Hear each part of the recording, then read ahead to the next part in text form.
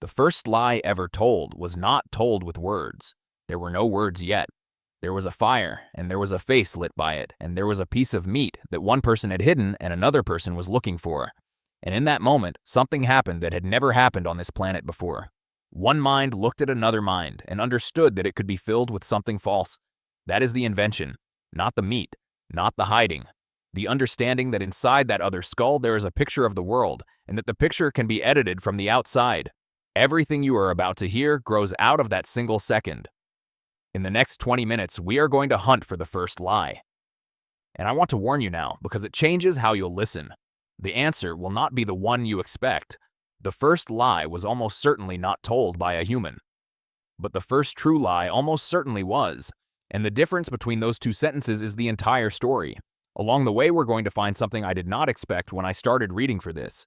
The thing that makes a lie possible is the same thing that makes love and law and every story you have ever been told possible. You cannot remove one without removing the others. Keep that in the back of your head. We'll come back for it. Let's begin with a small gray bird that has been robbing its neighbors for a very long time.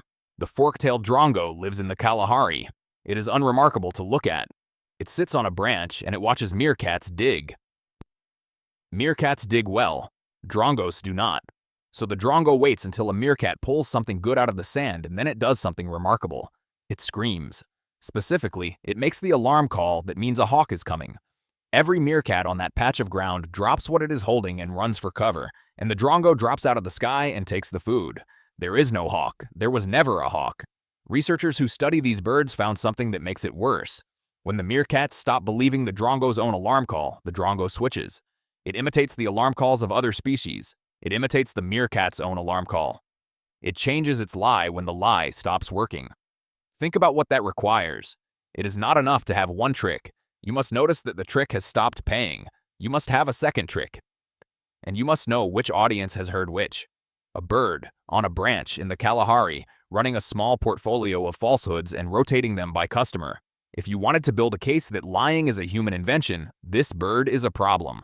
Now hold that thought, because the animal kingdom is absolutely full of this. The cuttlefish. Color on one half of its body, color on the other, sending a courtship display to the female on his left and a female-looking pattern to the rival on his right. One animal, two audiences, two messages. The plover, dragging a wing along the ground as though it is broken, limping away from the nest, pulling the fox behind it, and then flying away perfectly. The orchid that looks like a wasp so well that a wasp will try to mate with it. The harmless snake wearing the colors of a lethal one. The monkey who gives a leopard call when there is no leopard and eats while everyone else is in the trees. Deception is not rare. Deception is not new. Deception is not even remotely human. So here's the uncomfortable question. If nature has been lying since long before us, why do we say the first lie was told by a person? Now we have to be precise, because everything turns on this. The orchid is not lying. The orchid does not know there is a wasp. It doesn't know anything. Natural selection shaped a flower that happens to trip a wasp's wiring, and the flower has no idea it is doing it. The plover is closer, but not there. The broken wing display is a routine. It runs when a predator gets near the nest. The bird is not thinking about the fox's thoughts. Even the drongo, clever as it is, may be doing something simpler than it looks. It learned that a certain sound produces a certain outcome. Push button. Get food. That is not nothing. But a rat can learn to push a button. Every one of these is deception. Not one of them is a lie, because a lie is not about behavior. A lie is about a belief. To lie, you must first believe that the creature in front of you has a mind, not a body that reacts. A mind. An inside. A private picture of the world that is separate from your picture, that can be different from your picture, and that can be wrong. And then you must do the strangest thing any animal has ever done. You must decide to go inside that other mind. Then the researcher asks the child one question. Where will she look for her marble? Children below a certain age answer instantly. In the box. They aren't confused. They aren't stupid.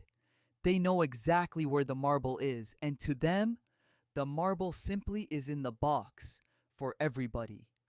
The doll's head has a window in it, and through that window, reality shines in unaltered. There is no place in the child's understanding for a mind that contains something false.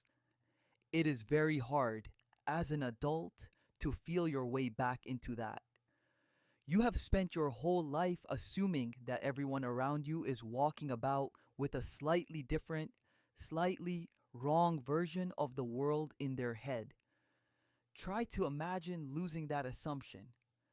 Try to imagine a world in which everyone knows what you know, always, automatically.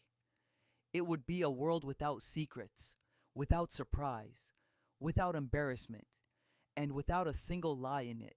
And then, somewhere around the fourth year, this quietly ends. The child pauses, looks at the basket, and says, she'll look in the basket because that's where she left it. Nothing about the world changed. The marble is where it always was. What changed is that the child has just discovered that other people carry pictures in their heads and that a picture can be out of date.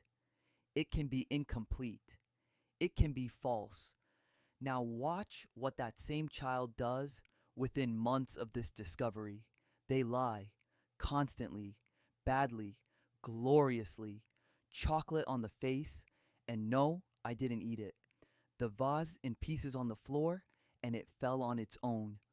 Researchers who study children and lying tend to describe those first lies as a landmark rather than a failure, and there was a reason for that. Nobody teaches a child to lie. Nobody sits them down. The lie arrives on its own, immediately after the door opens, as though it were waiting behind it. Because the machinery is the same. To understand that the doll is wrong and to make your mother wrong are the same act performed in two directions. The moment you discover that other minds exist is the moment you gain the ability to reach into them, and you cannot have one without the other. This is the part that people find difficult, so let me put it plainly. Empathy and deception are not opposites. They are the same skill. To comfort someone, you must model what is happening inside them. To deceive someone, you must model what is happening inside them. The kindest thing you can do for another person and the cruelest thing you can do to them are both downstream of the same discovery, made by a small child in the fourth year of their life, in the space of an afternoon. Nobody gets a good half on its own. So the first lie, the real one, the human one, was not an invention. It was a side effect. And now we can go back to the fire. Nobody knows what the first lie was. Nobody will ever know. This is the part of the story where honesty demands that I stop pretending. There are no fossils of speech. There is no archaeological layer of untruth. We can date the first stone tool, the first fire, the first grave. We cannot date the first deception performed on a mind. What we can do is ask what the first lie was probably about, because we know what mattered. Not philosophy, not gods, food, danger, sex, status. Look at what our closest relatives already do. Primatologists have cataloged cases across decades that look uncomfortably deliberate. A young chimp who screams as though he had been attacked, bringing adults running to punish a rival who touched nothing. Individuals who, having found food, sit down and behave as though they have found nothing at all, waiting for the group to move on, and then quietly returning. One who has learned to lead others in the wrong direction. None of this is proof of a mind reading another mind.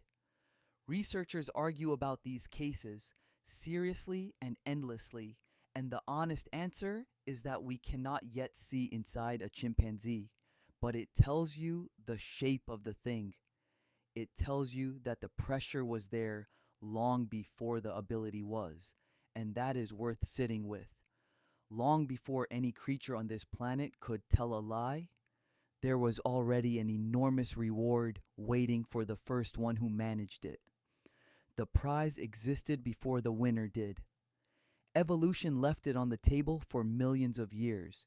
Then one animal picked it up, So the first human lie was almost certainly small and almost certainly about a resource. There is no meat left. I did not take it. I saw nothing. I am not hurt. He hit me first. Something like that, said with a face and a sound and a gesture around a fire on a night nobody recorded. And it worked. That is the part that changed the world. It worked. And the other person believed it and adjusted their behavior to a world that did not exist. Read that again. They adjusted their behavior to a world that did not exist. That is not a small thing. That is one creature steering another creature through a landscape it invented. Everything we call power, everything we call manipulation, everything we call persuasion, teaching, seduction, and command grows out of that single mechanism. Now, here is what happens next, and it is a reason we are the way we are. If lying works, lying spreads.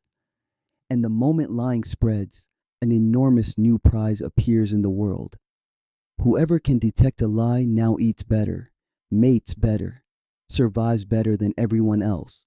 So detection spreads. And the moment detection spreads, the crude lies stop working. Only better lies survive, subtler lies, lies with a straight face, lies with a good reason attached to them, lies you tell without your voice shaking. So the lies get better, so the detection gets better, so the lies get better. This is an arms race, and it does not have a finish line. Both sides are made of the same material. Both sides live inside the same skull. Some researchers have argued that this social pressure, the endless game of outwitting and reading other members of your own species, may have been one of the main forces that made our brains as absurdly large and expensive as they are. The idea sometimes goes by the name of the Machiavellian intelligence hypothesis. And I want to be careful here because this is one of those ideas that is too satisfying to be trusted lightly. It is a hypothesis. It is argued about. Diet, climate, cooperation, tool use, and childcare all have serious claims to the same throne. But almost nobody disputes a smaller version of it. Living among other minds that can deceive you is one of the most computationally brutal environments an animal can be born into. Predators are simple. Predators do not pretend to be your friend. Now think about what you had to build to survive that. You needed to track who lied to you. You needed to track who lied to someone else, because they'll lie to you next. You needed to carry all of that in your head about 30 people for years without writing anything down. You needed reputation. And to have reputation, you needed gossip. Gossip is not a moral failing. Gossip is a human immune system for lies. It has a terrible reputation and it earned some of it. But look at what it actually does. It takes a piece of information about somebody's behavior and it makes that information travel further and faster than the person can.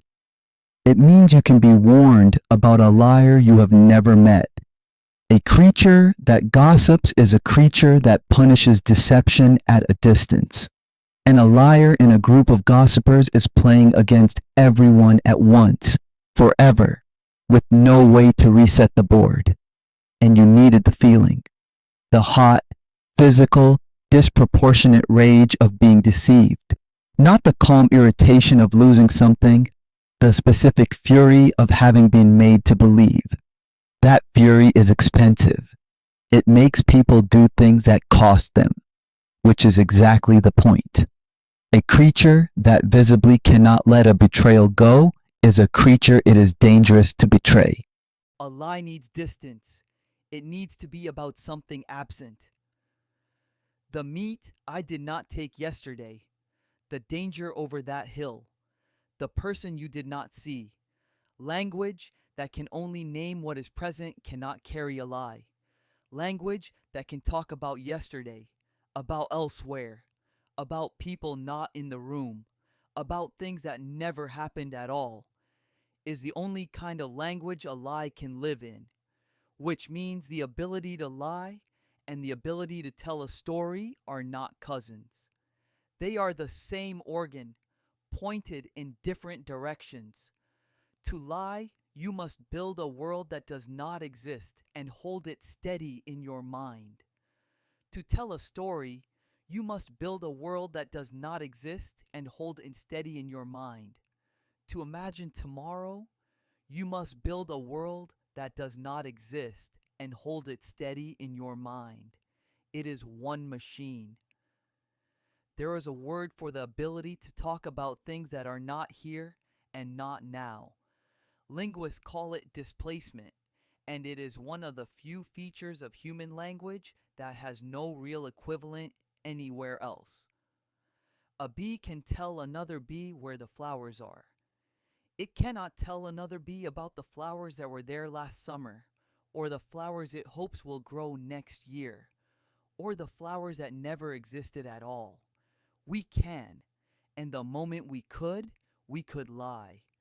And so, at the exact moment a human being first became able to deceive another human being, that same human being became able to plan a hunt for a season that had not arrived, to warn a child about a river she had never seen, to describe an ancestor who was dead, to promise, to lie, to hope. Look at what we built on top of that machine. A promise is a description of a future that does not exist yet, offered as though it does. Money is a shared agreement to treat something worthless as though it were valuable.